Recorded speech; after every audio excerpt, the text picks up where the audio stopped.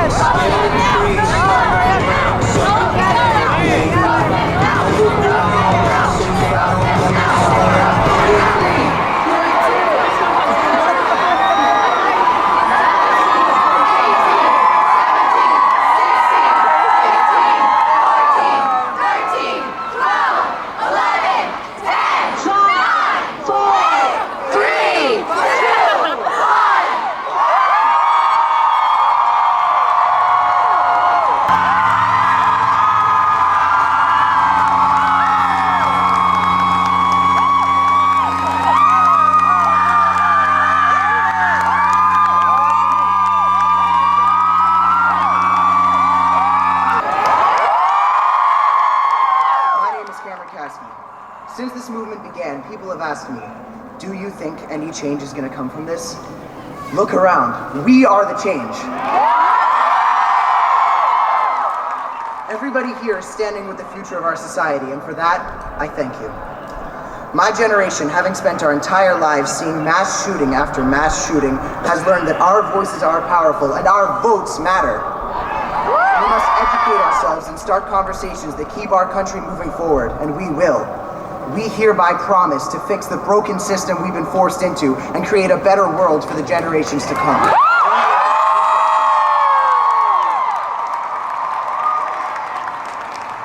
The people of this country now see past the lies. We've seen this narrative before.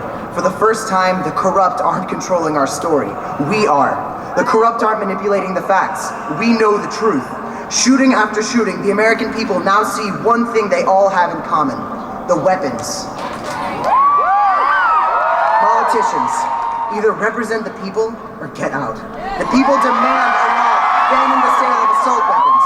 The people demand we prohibit the sale of high-capacity magazines. The people demand universal background checks. Stand for us or beware, the borders are coming.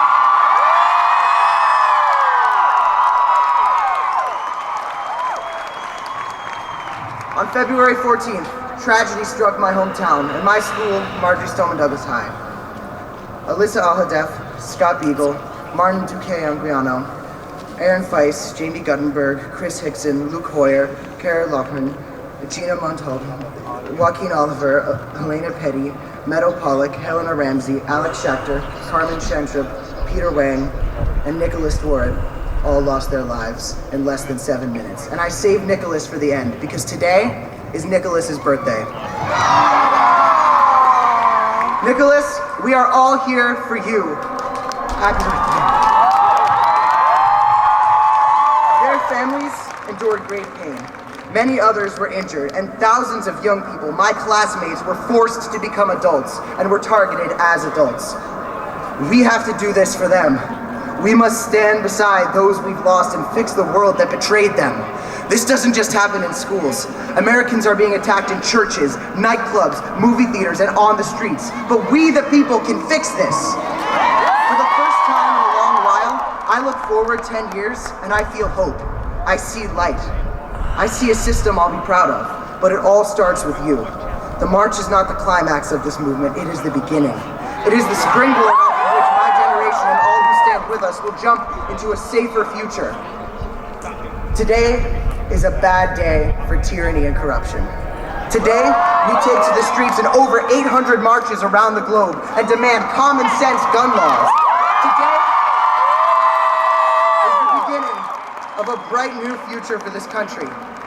And if you think today is good, just wait for tomorrow. We must protect, educate, and inspire the future. And everybody here is proof that we will do that, and the future is looking very bright for this country. Thank you.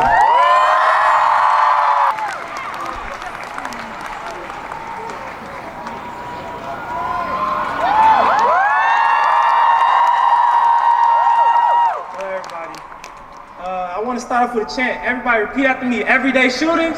Everyday shootings. Are everyday problems. Everyday problems. That was a little weak, everybody. I need stronger than that. Everyday shootings. Everyday shootings. Are everyday problems. Everyday problems. Make sure everybody in Washington hears us. Everyday shootings. Everyday shootings. Are everyday problems. Everyday problems. My name is Trevon Bosley, and I'm here with the brave youth leaders of St. Sabina, and I'm here to speak on behalf of Chicago's youth who are surrounded and affected by gun violence every day. I'm here to speak for those youth who fear they may be shot while going to the gas station, the movies, the bus stop, to church, or even to and from school. I'm here to speak for those Chicago youth who feel their voices have been silenced for far too long. And I'm here to speak on behalf of everyone that believes a child getting shot and killed in Chicago or any other city is still a not acceptable norm. Most importantly, I'm here to speak on behalf of my brother Terrell Bosley, who was shot and killed while leaving church April 4, 2006. Just to give you guys a few stats from Chicago, since 2006 there have been more than 5,850 people shot and killed in Chicago. And since 2012, there have been more than 16,000 people shot. Now, let me repeat that one more time. Since 2006, there have been more than 5,850 people shot and killed in Chicago. And since 2012, there have been more than 16,000 people shot in Chicago. These stats are not just numbers in a speech. These are mothers, fathers, sons, and daughters. On a societal proportion, these are lawyers, doctors, artists, musicians. And more than anything else, these are lives cut short due to senseless gun violence. I must add though, Chicago's violence epidemic didn't start overnight. It was caused by many problems that we are still not dealing with to this day. When you have a city that feels it's more important to help pay for a college and sports complex rather than fund schools and impoverished communities, you have gun violence. We have a city that feels we need more divvy bikes in downtown Chicago for tourists rather than more funding for workforce programs that get guys off the streets real jobs. You have gun violence. When you have an Illinois state governor, Bruce Rauner, who feels that funding anti-violence programs is, I quote, non-essential spending, you have gun violence. When you have elected officials who feel that getting a few extra dollars from the NRA is more important than their actual constituents, you have gun violence. That would rather constantly talk about and belittle Chicago's violence than rather than send funds and resources, you have gun violence. It's time for the nation to realize gun violence is more than just a Chicago problem or a Parkland problem, but it's an American problem. We are here demanding that this country, we are here demanding that we get what we as these people of this country deserve. We deserve a right to have a life of fear without fear of being gunned down. We can only live in this so often called the American dream if we have the proper gun legislation and resources to do so. And in Chicago's case, no more frivolous spending on tourist attractions, but rather we need to spend on the people that actually live there. It's time to care about all communities equally. It's time to stop judging some communities as worthy and some communities as unworthy. It's time to stop judging youth that look like me or my brother that come from impoverished communities any different from anyone else.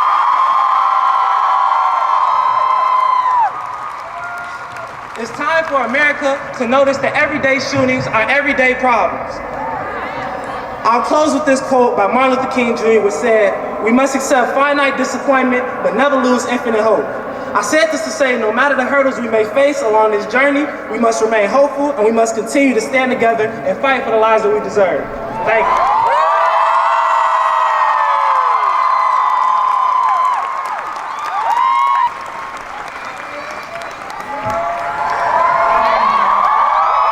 My name is Delaney Tarr, and I'm here today because I am a Marjorie Stoneman Douglas student.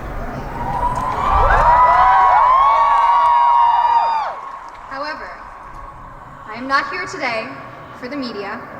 I'm not here for the crowds, as great as you all are, for the fame or for the fun. I'm here on this stage today, and I'm here working every day for my 17 fellow Eagles pronounced dead because of gunfire. I'm here for every person that has died at the hands of gun violence, and for the many more whose lives were irreparably changed because of it. I hope that is why we are all here. Because this is more than just a march. This is more than just one day, one event, then moving on. This is not a mere publicity stunt, a single day in the span of history. This is a movement. This is a movement relying on the persistence and the passion of its people.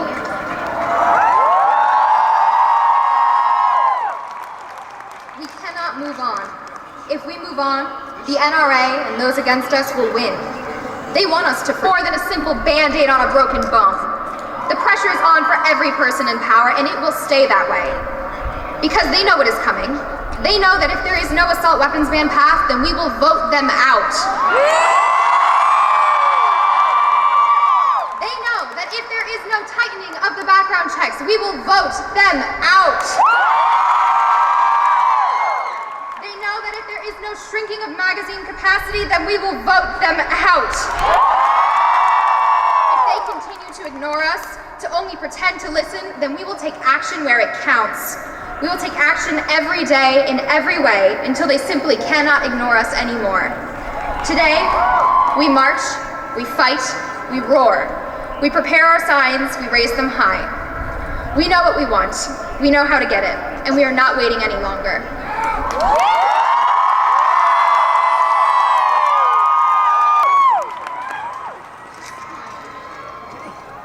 Hello everyone, my name is Sarah Chadwick, and I'm a junior at Marjorie Stoneman Douglas High School.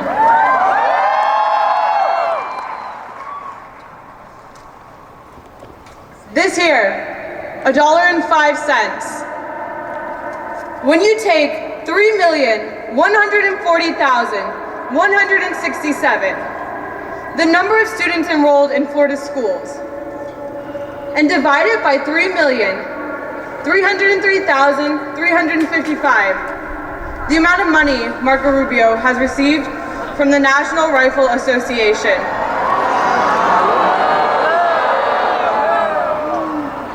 It comes out to $1.05.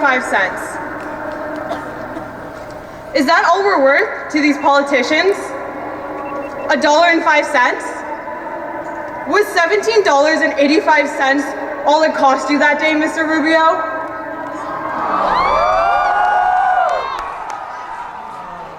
Well, I say one life is worth more than all the guns in America. This is not a red versus blue issue. This is a morals issue. And to the politicians that believe that their right to own a gun comes before our lives, get ready to get voted out by us.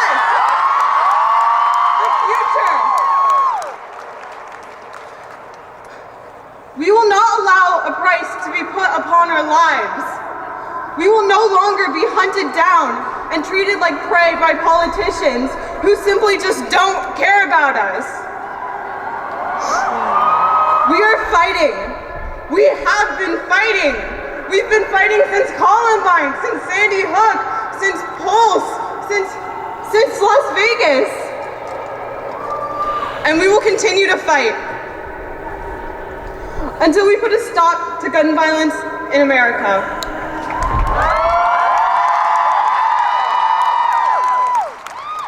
Because we are no longer a statistic in this country. We will not be treated like a statistic in this country. My school, Pulse, every other mass shooting will no longer be a statistic because we're going to put an end to those statistics and we will never stop fighting. Vote them out! Vote them out! Vote them out! Vote them out! Vote them out! Vote them out!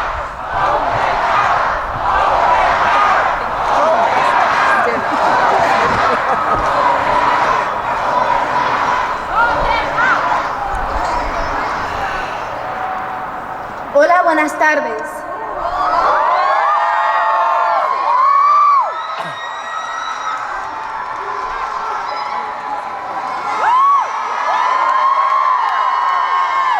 My name is Edna Lisbeth Chavez, and I am from South Los Angeles, California, el sur de Los Ángeles.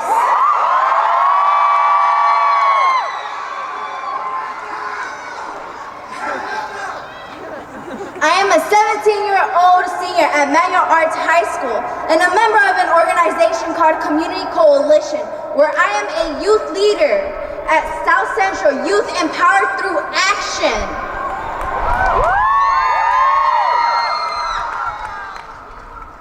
At Community Coalition, we organize high school students to develop their leadership skills in order to push for educational justice in our communities. That's why I got involved. I wanted to impact policies and make sure our voices are heard. I am a youth leader. I am a survivor. I have lived in South LA my entire life and have lost many loved ones to gun violence. This is normal. Normal to the point that I've learned to duck from bullets before I learned how to read.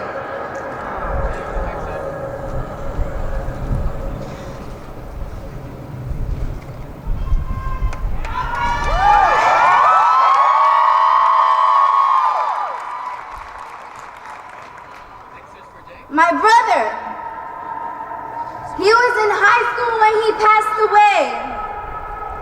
It was a day like any other day. Sunset going down on South Central. You hear pops thinking they're fireworks. They weren't pops. You see the melanin on your brother's skin turn gray. Ricardo was his name. Can y'all say it with me?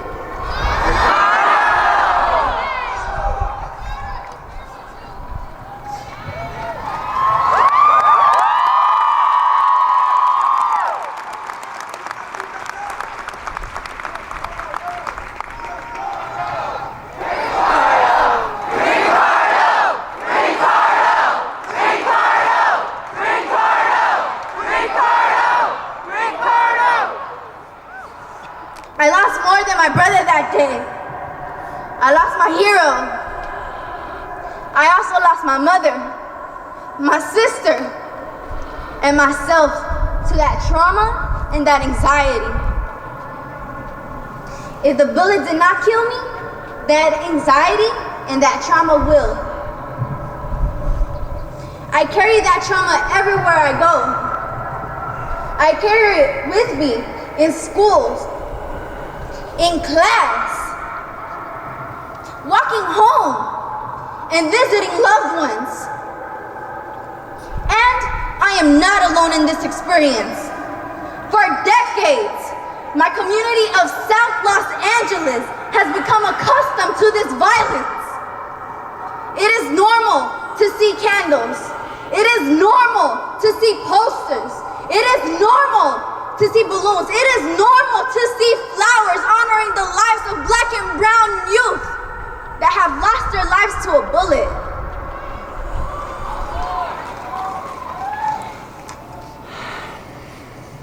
How can we cope with it when our school district has its own police department?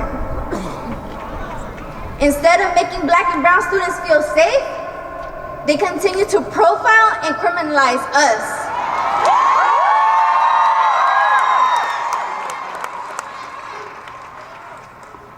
Instead, we should have a department specializing in restorative justice.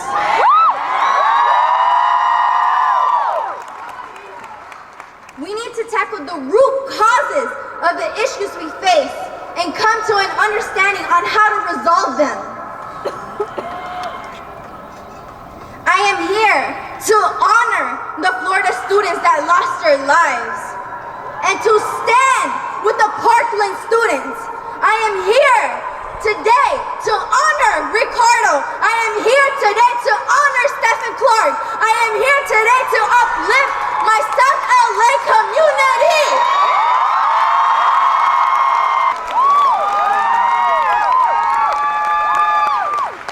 Enough is enough. Question: how many more children have to die so that this problem is finally acknowledged?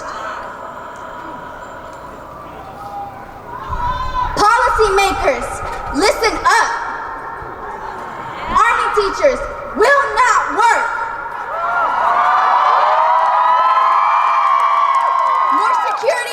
schools does not work.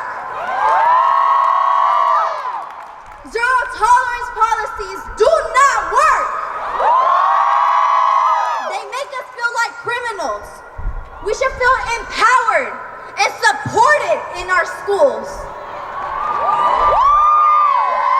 Instead of funding these policies, fund mentorship programs, mental health resources, paid internship and job opportunities. My brother, like many others, would have benefited from this. So let's make it happen. It's important to work with people that are impacted by these issues, the people you represent.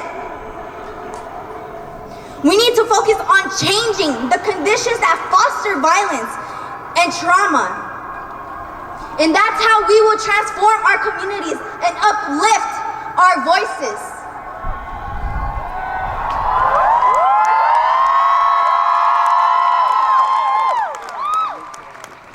This has not and shall not stop us.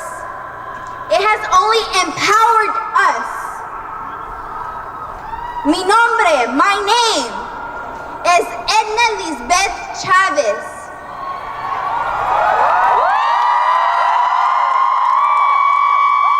Remember my name? Remember these faces? Remember us and how we're making a change. La lucha sigue. Gracias y bendiciones. ¡Sí se puede! ¡Sí se puede! ¡Sí se puede! ¡Sí se puede!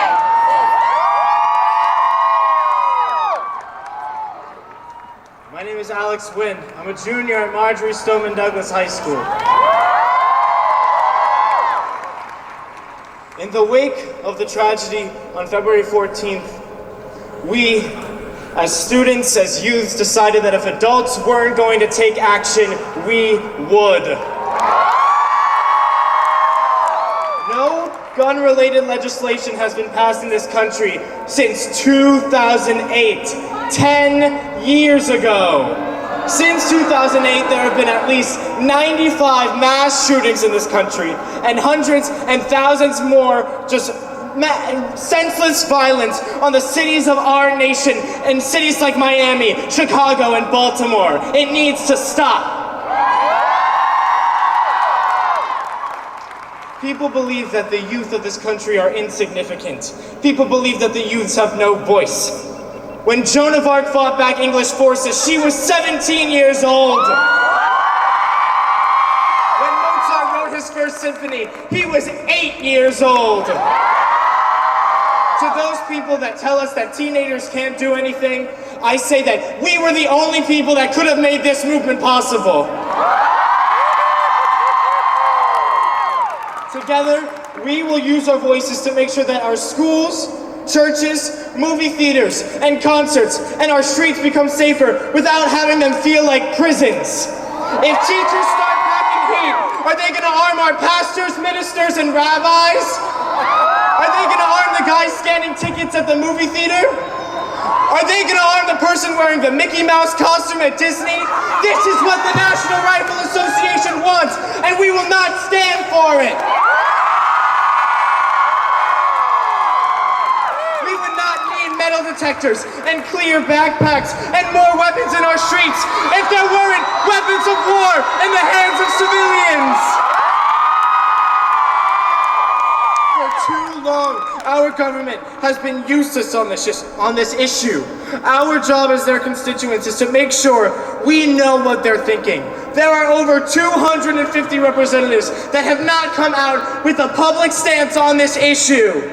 It is our job to make sure that we call them up and force them out of the shadows of corruption and into the light of justice. As teens, people think that we don't like to wait around for things, and they're sometimes right. A lot of you are probably wondering, what now? Now, we need to come together on all fronts and push aside those that divide us. Now we need to get on the phone and call our representatives and push them to stop incumbency and take action. Now we educate ourselves on which politicians are truly working for the people and which ones we want to vote out. Because at the end of the day, bullets do not discriminate, so why should we? It is not about your race. It is not about your sexual orientation. It is not about your ethnicity. It is not about your gender. It is not about where you live or how much money you make. And it most certainly is not about political party. All it comes down to is life or death. To all the politicians out there, if you take money from the NRA, you have chosen death. If you have not expressed to your constituents a public stance on this issue, you have chosen death. If you do not stand with us by saying we need to pass common sense gun legislation, you have chosen death. And none of the millions of people marching in this country today will stop until they see those against us out of office, because we choose life.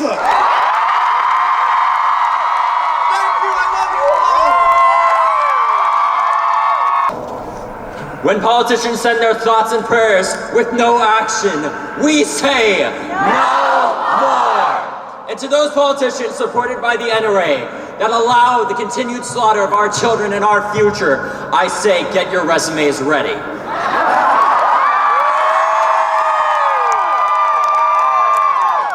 Today is the beginning of spring, and tomorrow is the beginning of democracy.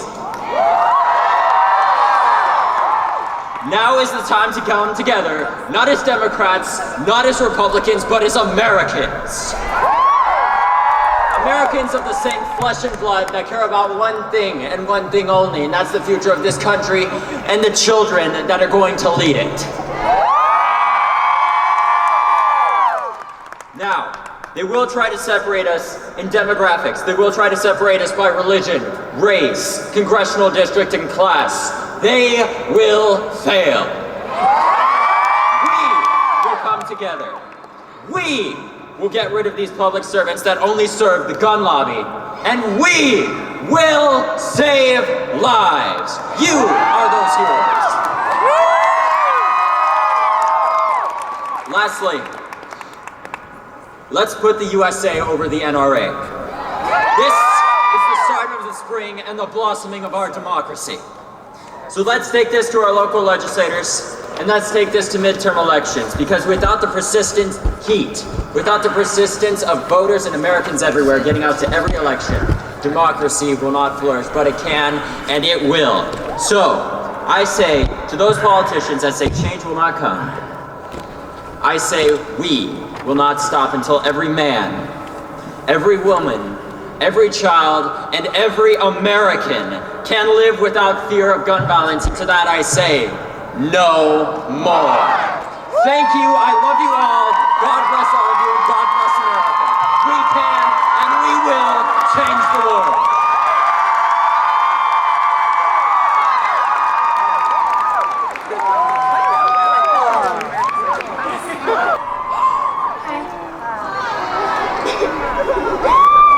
My name is Naomi, and I'm 11 years old.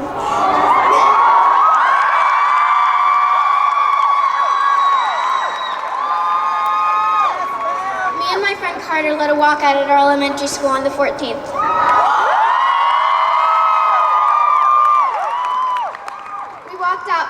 We walked out for 18 minutes, adding a minute to honor Cortland Arrington, an African-American girl who was the victim of gun violence in her school in Alabama after the Parkland shooting. I am here today to represent Cortland Arrington. I am here today to represent Hadia Pendleton. I am here today to represent Tiana Thompson, who at just 16 was shot dead in her home here in Washington, D.C. I am here today to acknowledge and represent the African-American girls whose stories don't make the front page of every national newspaper.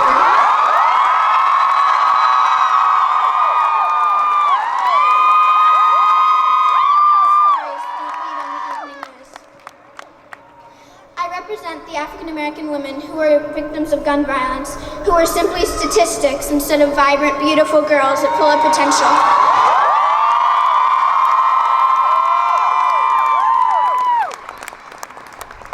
It is my privilege to be here today. I am indeed full of privilege. My voice has been heard. I am here to acknowledge their stories, to say they matter, to say their names, because I can, and I was asked to be.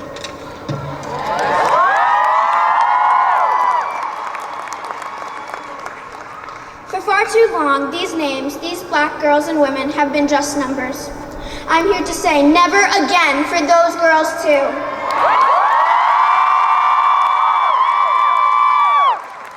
I am here to say that everyone should value those girls too. People have said that I am too young to have these thoughts on my own.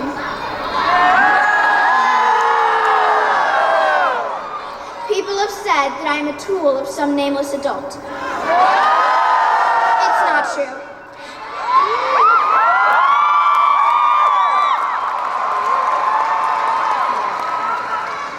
My friends and I might still be 11, and we might still be in elementary school, but we know life isn't equal for everyone, and we know what is right and wrong.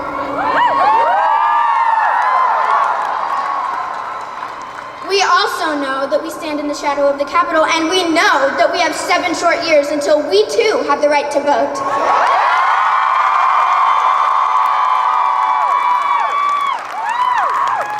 So I am here today to honor the words of Toni Morrison.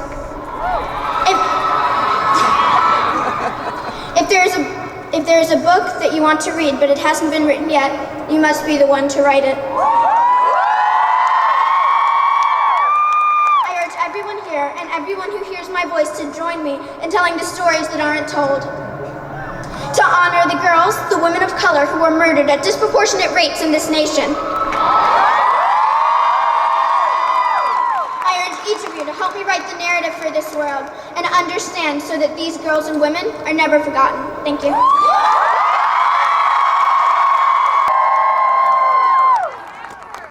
Hi, I'm Maya and I'm 16 years old and I'm in a creative writing program through After School Matters in Chicago. I just want to take this time and personally thank all of you for coming out here and letting me share this amazing opportunity with you guys. Thank you so much. I'm here because I have been personally affected by the lack of gun control, and I believe guns have taken over the minds of individuals who want an easy way out of their dilemma. Chicago goes through this every day, and you don't realize how much of a toll it is taking on our city until you see it in our communities. You see it on someone you know. You see it on someone like me. Freshman year in high school, I wanted to get some things for the store. I remember pulling on all these clothes and going out in 10 or so degree weather. It was so cold. Get to the store, grabbing all this stuff, thinking maybe she needs this, maybe she needs that, and finally getting into line. This guy in front of me all of a sudden gets upset because he didn't have enough money to pay for the things that he wanted to buy. He gets out of line and starts trashing the store, throwing everything over the floor, pushing carts, just making a fool out of himself. So finally, when I check out, I walk to the door and I'm ready to go when I hear a scream and a bang. I turn around and see he's grabbing all this stuff, pushing it into every crevice. When he finally turns to me, he comes towards me and I couldn't move, I couldn't breathe, I couldn't talk, I couldn't think. All I remember is seeing dark jeans coming towards me. He pulls out this silver pistol and points it in my face and said these words that to this day haunt me and give me nightmares. He said, if you said anything, I will find you. And yet I'm still saying something today.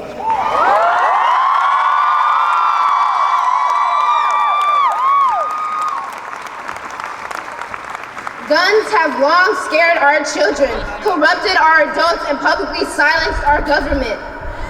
Guns have become the voice of America, and the government is becoming more negligent by this predicament by the day. Join me in sharing my pain and my anger.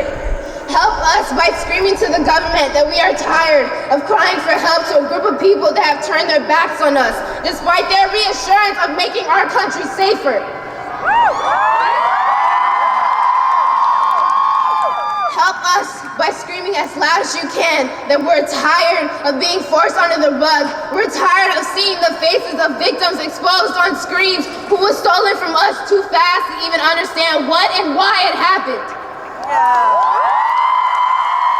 Help us by sharing our stories to those who turned a blind eye and became deaf to our pleas for control. Help us by honoring those who will never have a chance to contribute the turn of our nation. Help us by vociferating the voices of those who are too oppressed to even speak for themselves. Together, we can make sure that what happened to me, the students in Parkland, and to the individuals who stand here now does not repeat itself to other people. We deserve safer schools, safer classrooms, safer streets, and a safer place for us to learn and survive.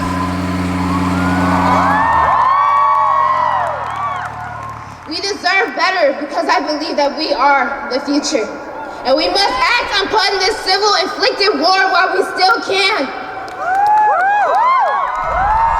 The new generation depends on our actions, and we must deliver them effectively and as one. We are the turn of this century. We are the voice for change. We are the pieces to fix what America is falling short on. Make it happen.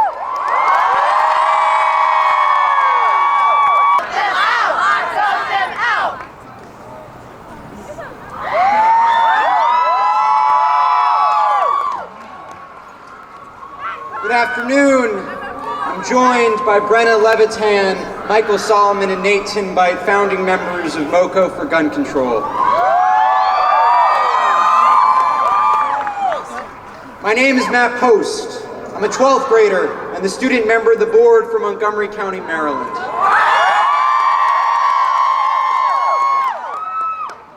You and I gather in a time of moral crisis for our country.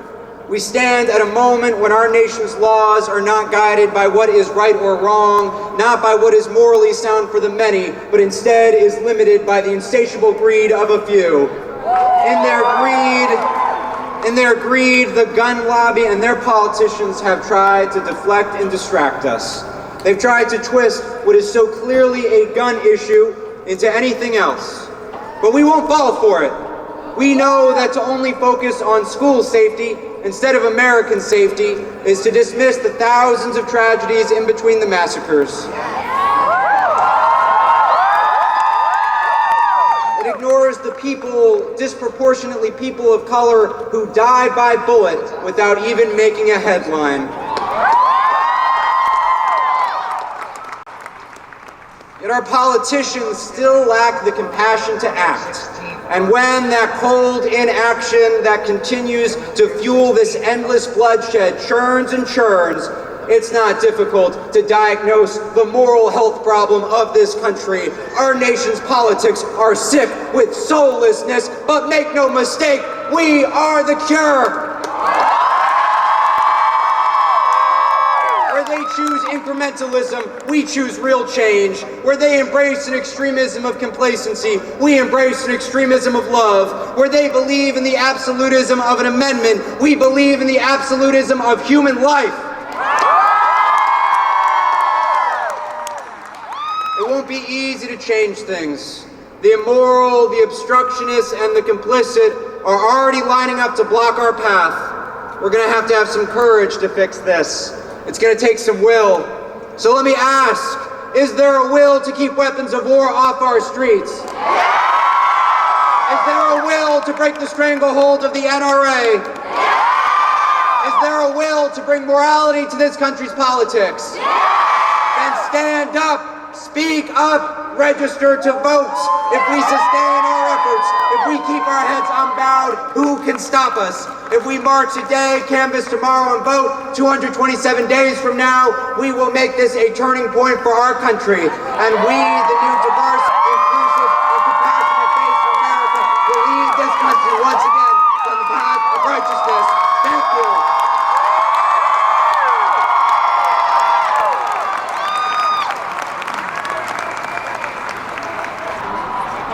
I want the people who say those words to understand one thing.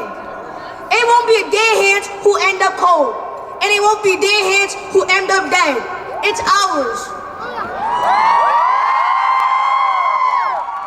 the young people of this country. Hello, everyone. My name is Christopher Underwood, and I'm 11 years old and a 6th grader at Eagle Academy at Ocean Hill, Brooklyn, New York.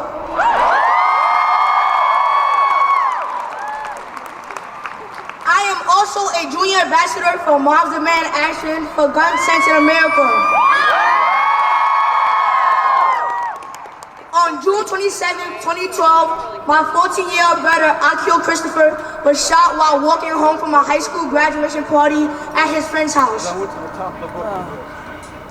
My brother survived for 14 days and died on his 15th birthday, July 10, 2012. At that time, I was only 5 years old. Since gun violence took away my childhood, and nothing in my life was ever the same because I no longer have my best friend. Losing my brother gave me the courage to be a voice for my generation.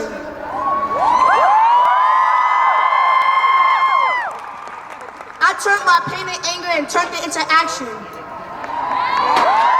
And started speaking out for Akil, especially for the siblings who have lost their brothers and sisters, and for other children whose voices aren't heard but feel the painful effects of gun violence.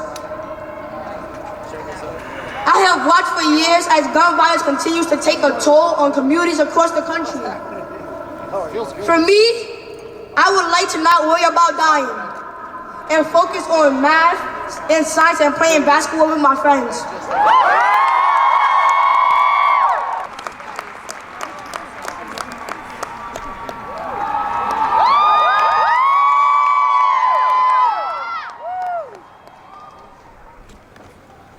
My name is Jacqueline Corin, and I am proud to say that Parkland is my home. Parkland is the heart of this movement. But just as a heart needs blood to pump, my hometown needs the alliance of other communities to properly spread this message. We openly recognize that we are privileged individuals that would not have received as much attention if it weren't for the affluence of our city. Because of that, however, we share the stage today and forever with those who have always stared down the barrel of a gun.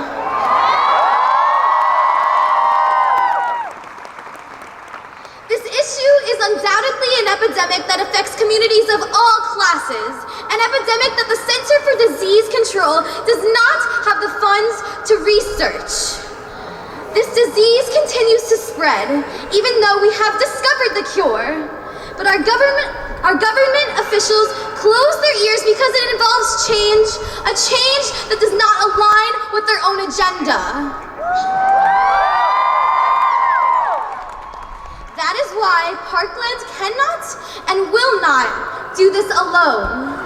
There is strength in numbers, and we need each and every one of you to keep screaming at your own congressman. Don't be scared just because they have senator in front of their name.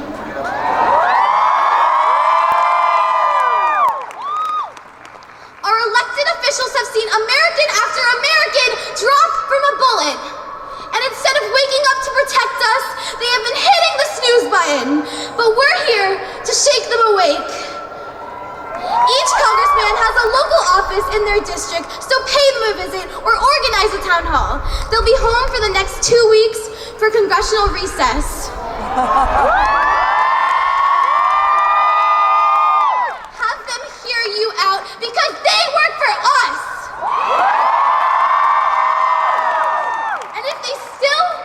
Meet with you, remind them that you invited their opponent, because we all know they'll show up then. We cannot keep America great if we cannot keep America safe. And 96 deaths by firearm every day is not what I would call great.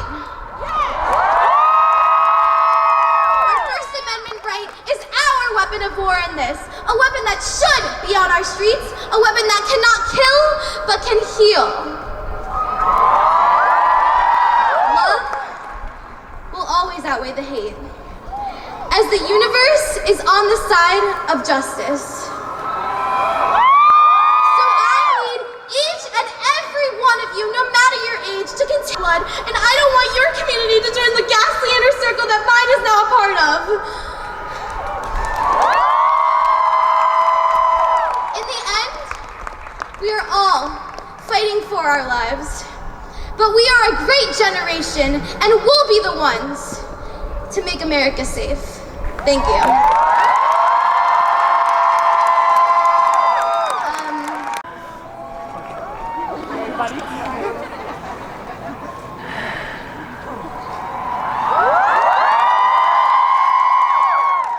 My name is Yolanda Renee King, granddaughter of Martin Luther King and Coretta Scott.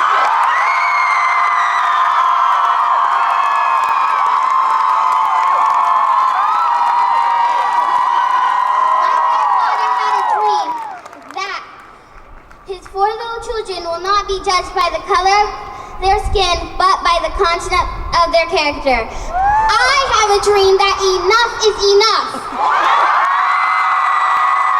And that this should be a gun-free world, period. Will you please repeat these words after me? Spread the word! Have you heard? All across the nation.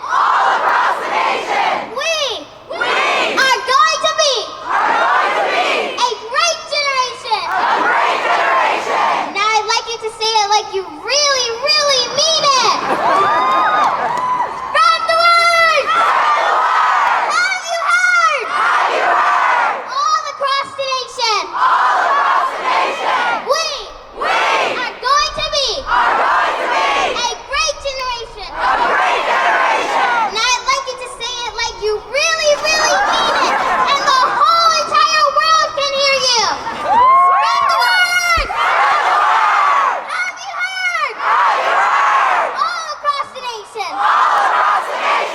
We are going to be a great generation. Now give yourselves a hand.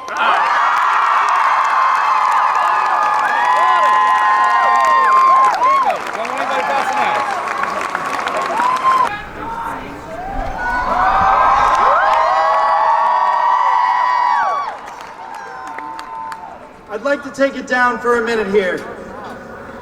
There might be musicians on this stage, but this is not Coachella. We might have movie stars in the crowd. We might have videos on these screens, but this is not the Oscars. I don't know if you've been looking, but I don't see any Macy's Day balloons out there. This is real life. This is reality. This is what's happening in our country and around the world today.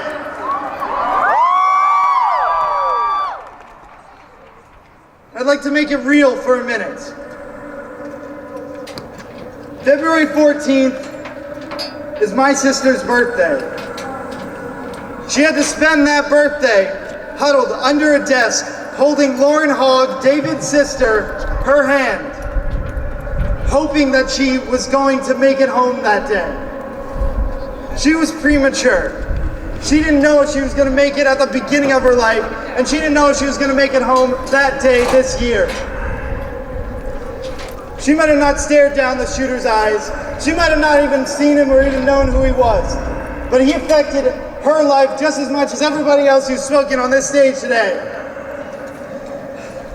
And I know a lot of people are out there saying that we need to make America safe again. And I know that we can't. We cannot make America safe again until we arm our teachers.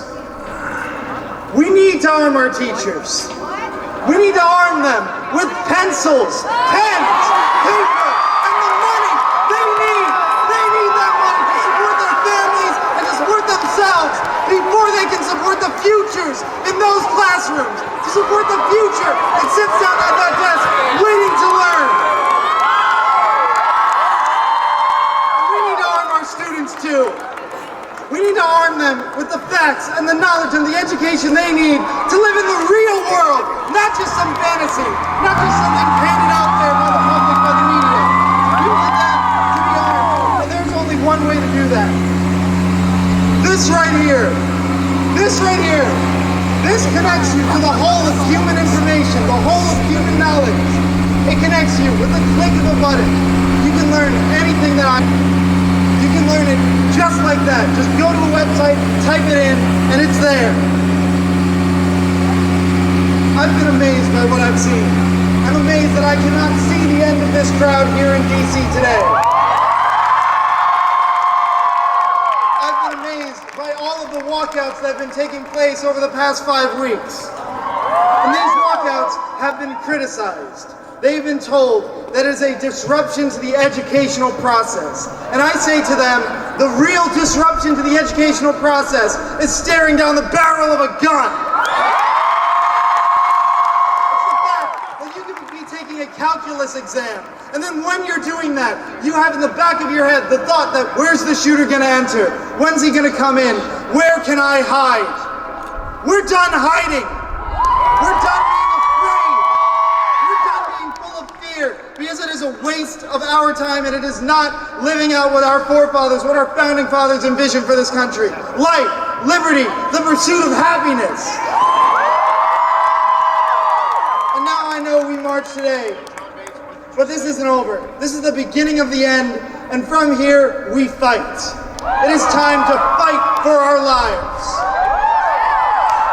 And I say there's only one way to do that. We need to rev up society. We need to rev up the engines. We need to rev up America. And we do that through registering to vote. We need to do that through every single walkout.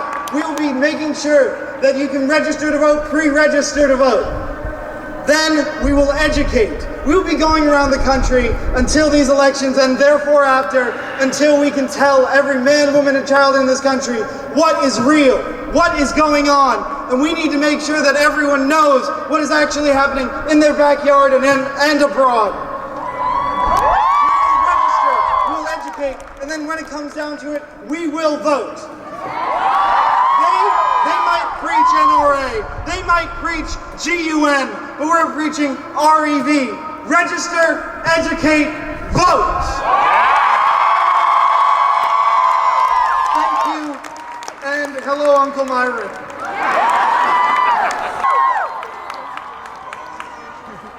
Hi, my name is Alea Eastman, and I am a Parkland survivor. I was in room 1214 studying Holocaust history when bullets started flying in, and I was the third classroom. Today, one of my fallen eagles named Nicholas Doran, it would have been his 18th birthday today, and I dedicate my march to him. But I'm not only here to speak about school shootings. I'm here to speak for the urban communities that have been speaking out about this way before February 14, 2018. Their voices are just as important as ours, and they need to be heard. This is a very important subject. We are forever connected by a tragedy that could have been prevented if our lawmakers had the courage to enact smart gun legislation.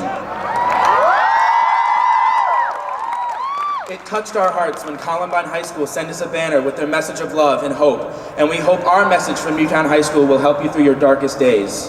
And before we finish, I have a message. Mr. Trump, Congress, the Senate, and all elected leaders of America, you have failed us, and we have had enough of your NRA agenda.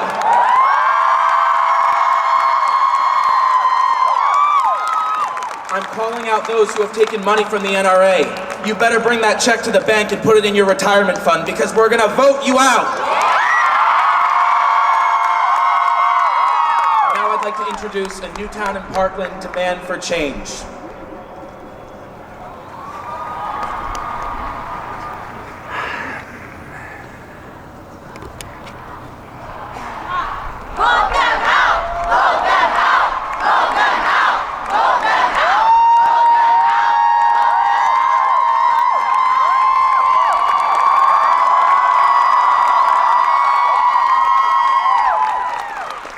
Newtown wants change. Parkland wants change. The world wants change. Give it to us now.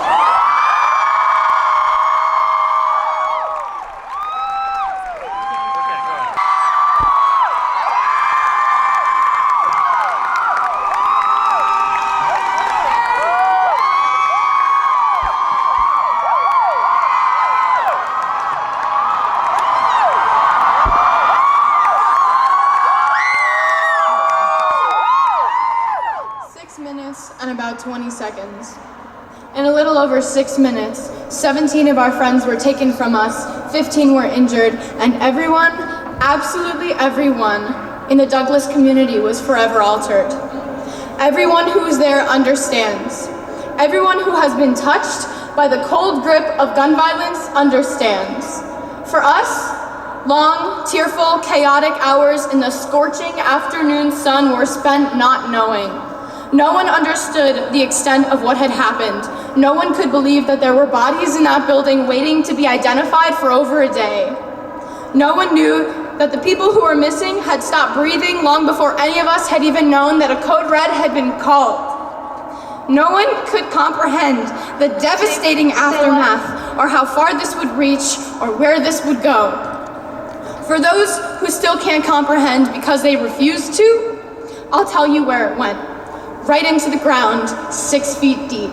6 minutes and 20 seconds with an AR-15, and my friend Carmen would never complain to me about piano practice. Aaron Feist would never call Kira Miss Sunshine. Alex Schachter would never walk into school with his brother Ryan. Scott Beagle would never joke around with Cameron at camp. Helen Ramsey would never hang out after school with Max. Gina Montalto would never wave to her friend Liam at lunch. Joaquin Oliver would never play basketball with Sam or Dylan. Elena Petty would never, Carol Lugren would never, Chris Hickson would never, Luke Hoyer would never, Marquine Duque Aguiano would never, Peter Wang would never, Alyssa Al-Hadaf would never, Jamie Guttenberg would never, Meadow Pollock would never.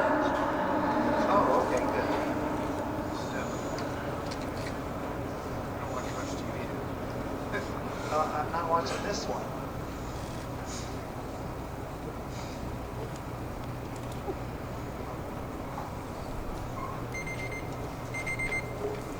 Since the time that I came out here, it has been 6 minutes and 20 seconds.